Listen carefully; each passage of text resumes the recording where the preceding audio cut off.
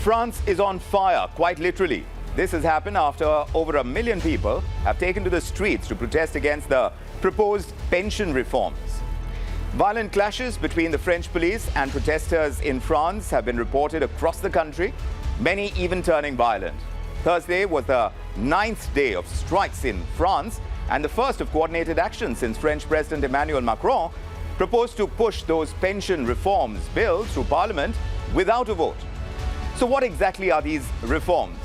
The proposed pension reforms will push back the legal retirement age from 62 to 64.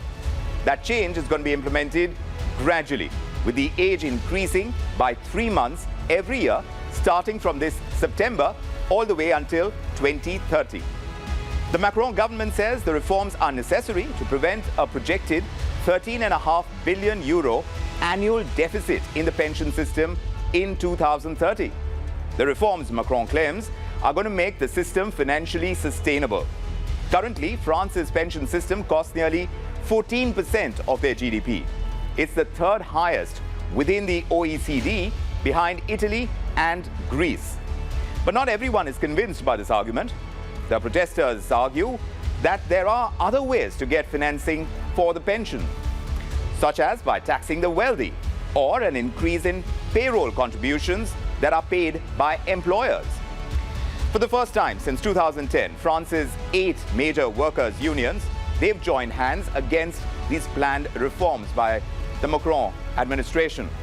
The unions have announced a further nationwide protest, and it's going to happen on the 28th of March, which actually has forced King Charles III to postpone his visit to France.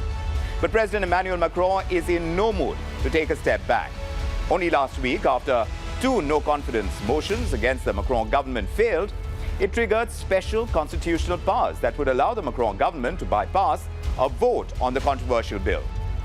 Back home, politics over restoring the old pension system, or the OPS, is also heating up.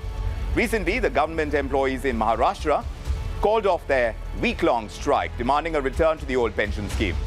5 states, those are Rajasthan, Chhattisgarh, Jharkhand, Punjab and Himachal Pradesh, have informed the centre about their decision to revert to the old pension scheme. In the old regime, pension was 50% of the last drawn salary of the employee, and the entire amount was paid by the government. Meanwhile, while moving the finance bill in the Lok Sabha, the Union Finance Minister Nirmala Sitharaman has said that the government would form a committee to look into issues related to pensions. But for the moment, all eyes are on France and what Macron is going to choose to do next as France literally burns in protests. Will he take a step back or not? That is what remains to be seen.